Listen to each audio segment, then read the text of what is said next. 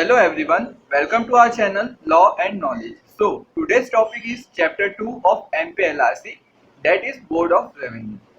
ये वीडियो हमारा MPLRC का पार्ट 4 है। अपने टॉपिक पर आगे बढ़ने से पहले मैं आप सभी से रिक्वेस्ट करना चाहूँगा, आप हमारे इंस्टाग्राम पेज को जरूर फॉलो करें, जिसकी लिंक आपको डिस्क्रिप्शन में मिल जाएगी। आज का हमारा टॉपिक जो कि चैप्टर 2 है, इसे हम बोर्ड ऑफ रेवेन्यू भी बोलते हैं। ये स्टार्ट होता है सेक्शन 3 से और ये चलेगा पूरा सेक्शन 10 तक। अब हम सबसे पहले बात करेंगे सेक्शन 3 की। सेक्शन 3 में है क्या?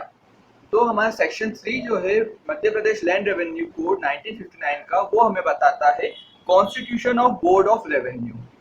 अब हम इसके सब सेक्शन 1 पर मूव करेंगे, जो कि बोलता है there shall be a board of revenue for Madhya Pradesh consisting of a president and two or more other members as the state government may from time to time think fit to appoint।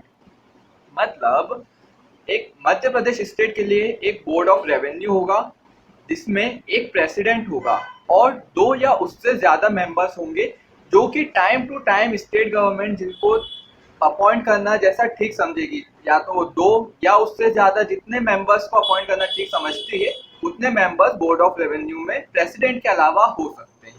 ये हमारा subsection 1 था section 3 का। अब हम बात करते हैं subsection 2 की, इसमें क्या दिया हुआ है। सबसेक्शन 2 हमें बताता है the board of revenue as constituted and functioning for the several regions of this state immediately before the coming into force of this code, hereinafter in the chapter referred to as the existing board, shall with effect from the date of coming into force of this code be deemed to be the board of revenue for Madhya Pradesh constituted under this section। Subsection 2 हमें बताता है कि जो board हमारा इस code के Madhya Pradesh land revenue code 1959 के force में आने से पहले सेवरल रीजन, जो हमने 5 रीजन की बात करी थी, महाकौशल, मध्य भारत, भोपाल, विंध्य प्रदेश और सिरोंज, इन 5 रीजन में जो अलग अलग बोर्ड ऑफ रेवेन्यू चल रहे थे उस समय जब ये कोड हमारा फोर्स में नहीं आया था, उन बोर्ड्स को आगे इस पूरे चैप्टर में चैप्टर 2 में एग्जिस्टिंग बोर्ड के नाम से रेफर किया जाएगा। ये हमारा सबसेक्शन 2 हमें बताता है, इसे एक्सिस्टिंग बोर्ड बोलते हैं। और इस कोड के फोर्स में आने के बाद उसे हम क्या बोलेंगे? Board of revenue for Madhya Pradesh constituted under this section. मतलब board of revenue Madhya Pradesh state के लिए जो इस सेक्शन में कॉन्स्टिट्यूट हुआ है। अब हम बात करते हैं सबसेक्शन 3 की। सबसेक्शन 3 हमें बताता है जो प्रेसिडेंट और मेंबर्स रहेंगे एग्जिस्टिंग बोर्ड के, मतलब इस कोड के फोर्स में आने से पहले जो एग्जिस्टिंग बोर्ड था उसके जो भी प्रेसिडेंट और मेंबर्स रहेंगे, उन्हीं को फर्स्ट प्रेसिडेंट और members of the board of revenue for Madhya Pradesh माना जाएगा। ये हमें सबसेक्शन 3 बताता है। अब हम आगे बढ़ेंगे हमारे सेक्शन 4 की तरफ। सेक्शन 4 क्या बताता है? तो सेक्शन 4 है principal seat and other places of sitting of board of revenue.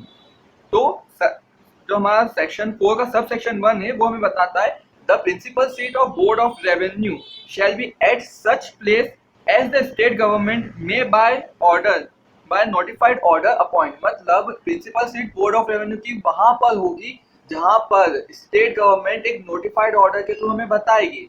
तो इसी के बिहाफ में स्टेट गवर्नमेंट का जो 10 जून 1960 का जो नोटिफिकेशन है, उसी के अकॉर्डिंग ग्वालियर में जो बोर्ड ऑफ रेवेन्यू की सीट है उसे प्रिंसिपल सीट डिक्लेयर किया गया है। अब हम आगे बढ़ते हैं। तो सब सेक्शन 2 जो है सेक्शन 4 का, वो हमें बताता है not with standing anything contained in subsection 1, the president and members of board shall also sit at such other place or places as the state government may after consultation with the president of the board notify। मतलब first subsection 1 में किसी भी बात के होते हुए भी अगर बोर्ड प्रेसिडेंट और जो मेंबर्स ऑफ द बोर्ड है वो किसी भी अदर प्लेस पर अपनी सीटिंग कर सकते हैं स्टेट गवर्नमेंट के नोटिफाई करने पर। किसके कब नोटिफाई करेगी state government? President of the board जो है उनसे कंसल्टेशन करने के बाद। अगर ये होता है नोटिफिकेशन, तो दूसरी जगह पर भी सीटिंग की जा सकती है। अब मैं आपको वो बताऊंगा कि हमारे स्टेट में बोर्ड ऑफ रेवेन्यू की ग्वालियर के अलावा और कहाँ पर सीटिंग है।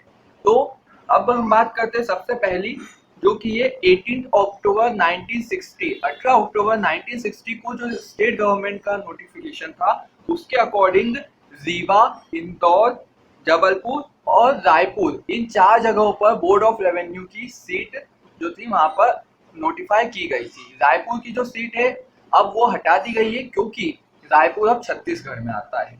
देन फिर उसके बाद में फिर जो नेक्स्ट था 17 फरवरी 1971, 17 फरवरी 1971 का जो नोटिफिकेशन था उसके अकॉर्डिंग भोपाल और बिलासपुर 2 और जगहों पर बोर्ड ऑफ रेवेन्यू की सीटिंग जो थी उसे नोटिफाई किया गया था। और उसके अलावा 2 और जगह उज्जैन और सागर, यहाँ पर भी बोर्ड ऑफ रेवेन्यू की सीटिंग को नोटिफाई किया जा चुका है।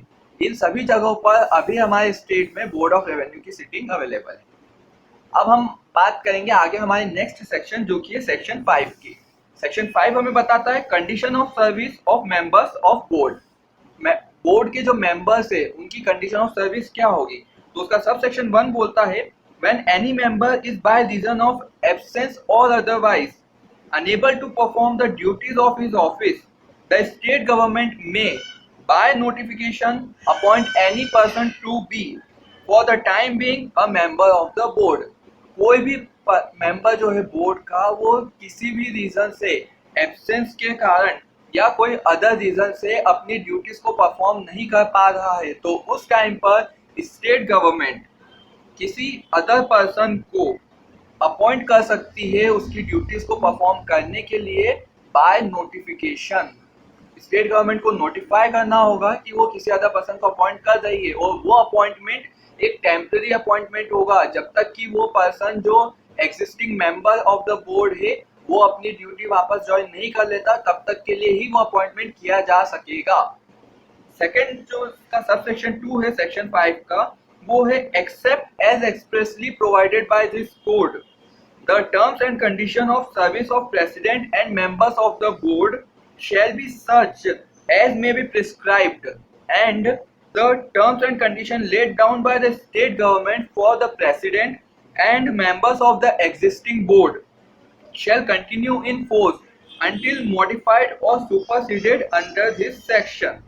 मतलब सबसे पहले तो इसमें कुल 2 बातें बोली गई है हमारे सबसेक्शन 2 में। पहली चीज जो मेंबर्स ऑफ द बोर्ड होंगे और प्रेसिडेंट होंगे उनकी कंडीशन ऑफ सर्विस वो होगी जो प्रिस्क्राइब की जाए, पहली चीज। दूसरी बात यहाँ पर बोली गई जो एग्जिस्टिंग बोर्ड की जो टर्म्स और कंडीशंस ऑफ सर्विस है वो कंडीशंस तब तक कंटिन्यू रहेगी जब तक कि उनको या तो सुपरसीड नहीं किया जाता या मॉडिफाई नहीं कर दिया जाता। जब तक ये मॉडिफाई नहीं हुई होगी तब तक ये वो पुरानी जो terms and condition of service थी वो कंटिन्यूएशन में रही होगी। अब हम बात करेंगे हमारे सेक्शन 5 के सब सेक्शन 3 की। सब सेक्शन 3 जो है वो क्वालिफिकेशन के बारे में बात करता है कि कौन पर्सन बोर्ड ऑफ रेवेन्यू में एज अ मेंबर अपॉइंट किया जा सकता है। तो sub section 3 a person shall not be qualified for appointment as a member of the board of revenue unless he, कोई भी पर्सन जब तक बोर्ड ऑफ रेवेन्यू में मेंबर अपॉइंट नहीं हो सकता जब तक कि वो ये क्वालिफिकेशन पजेस ना करे। सबसे पहला इसका क्लॉज ए बताता है हमें is eligible for appointment as a जज ऑफ हाई कोर्ट, मतलब वो पर्सन हाई कोर्ट जज के तौर पर अपॉइंटमेंट के लिए एलिजिबल होना चाहिए तो उसे बोर्ड ऑफ रेवेन्यू में एज अ मेंबर अपॉइंट किया जा सकेगा। देन भी नेक्स्ट जो है वो हमें बताता है has been a revenue officer and has held for at least 5 years an office not lower in rank than that of collector, मतलब या तो वो एक रेवेन्यू ऑफिसर हो और एक ऐसा रेवेन्यू ऑफिसर होना चाहिए जिसने कम से कम 5 साल तक के लिए रेवेन्यू ऑफिस को होल्ड किया हो और वो भी कौन सी पोस्ट से, कलेक्टर की पोस्ट से। इससे नीचे की पोस्ट के कोई भी पर्सन भले ही उसने 5 साल ऑफिस होल्ड कर रखा हो वो बोर्ड ऑफ रेवेन्यू का मेंबर बनने के लिए एलिजिबल नहीं होगा। यहाँ पर हमारा सेक्शन 5 जो है वो कंप्लीट होता है। अब हम बात करते हैं सेक्शन 6 की। सेक्शन 6 क्या है, तो सेक्शन 6 है सैलरीज एंड अलाउंसेस।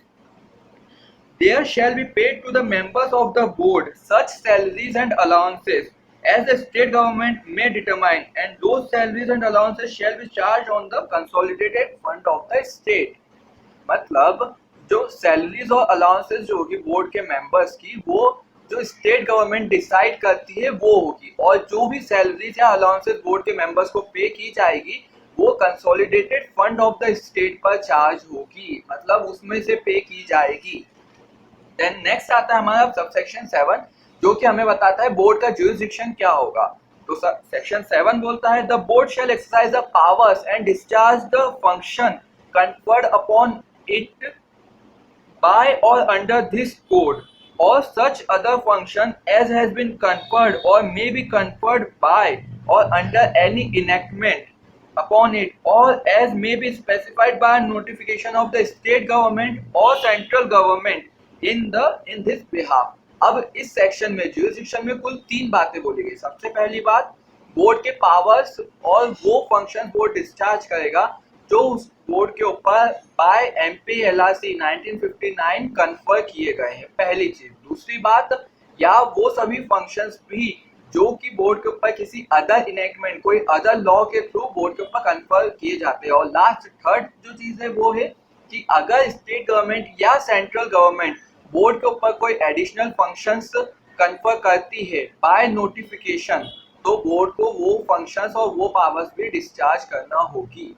ये बोर्ड की पावर्स एंड फंक्शंस जो उसके जुरिसडिक्शन है उसके बारे में बात की। अब हम मूव करते हैं हमारे नेक्स्ट सेक्शन जो कि section 8, power of superintendence of board. अब सुपरिंटेंडेंस का मतलब क्या होता है? सुपरिंटेंडेंस मतलब सुप्रीम अथॉरिटी के बारे में बात की गई। तो सब सेक्शन 8 बोलता है the board shall in respect of all matters subject to its appellate और revisional jurisdiction have superintendence over all authorities in so far as such authorities deals with such matters and may call for return।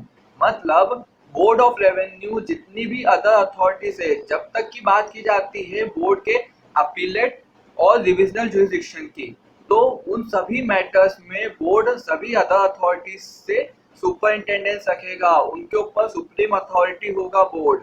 और साथ ही board उन other authorities से returns भी मंगा सकता है। मतलब वो पूछ सकता है कि आपने किसी पर्टिकुलर केस में आपने क्या किया, आपने क्या प्रोसीड किया, किस तरीके का आपने एक्शन लिया, उसके बारे में भी बोर्ड उनसे पूछ सकता है। अब हम मूव करेंगे हमारे सेक्शन 9 पर, जो कि होता है exercise of jurisdiction by single member and benches. यहाँ पर अब बात की गई है कि सिंगल मेंबर या अगर सिंगल मेंबर से बनी हुई बेंच भी अगर कोई एक्शन लेती है, अपने जुरिसडिक्शन का एक्सरसाइज करती है, तो उसकी क्या वैलिडिटी होगी।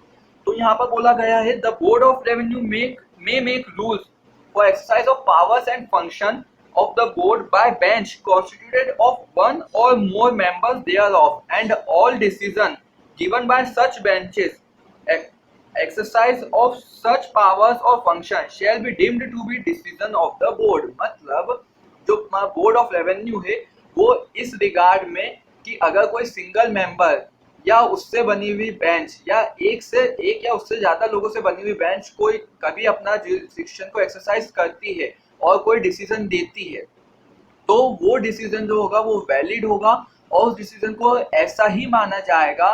वहां पर जो पावर्स का एक्सरसाइज किया जाएगा, जो फंक्शंस को पूरा किया जाएगा, डिस्चार्ज किया जाएगा, उनको ऐसा ही माना जाएगा जैसे उसे बोर्ड ऑफ रेवेन्यू ने ही डिस्चार्ज किया है, उन्होंने ही वहां पर पावर्स को एक्सरसाइज किया है। नाउ अब हम हमारे लास्ट सेक्शन की तरफ मूव करते हैं जो कि section 10, cases pending at the commencement of code. मतलब जब MPLRC का कमेंस किया गया था उस समय जो केसेस पेंडिंग थे उनका क्या हुआ होगा। तो हमारा सेक्शन बोलता है all appeals application for revision and other proceeding pending before the existing board immediately before the coming into force of this code shall be heard and decided by the board। मतलब जितनी भी appeals या जो भी other revision या other proceedings थी हमारे MPLRC 1959 के एनफोर्स होने से पहले पेंडिंग थी, वो सभी जो एग्जिस्टिंग बोर्ड के पास जो पेंडिंग अपील्स, रिवीजन या अदर प्रोसीडिंग्स थी उनको कौन सुनेगा, कौन देखेगा। तो अब हमारा जो करंट बोर्ड ऑफ रेवेन्यू है उन्हें उसी बोर्ड ने सुना था, वो सभी प्रोसीडिंग्स उसके पास में करंट बोर्ड के पास ट्रांसफर कर दी गई थी। इसी के साथ हमारा चैप्टर 2 ऑफ MPLRC कंप्लीट होता है। आपको वीडियो कैसा लगा ये कमेंट में जरूर बताएं और साथ ही हमारे YouTube channel law and knowledge को सब्सक्राइब करना ना भूलें। अगले वीडियो में अब हम बात करेंगे चैप्टर 3 ऑफ MPLRC की। Thank you.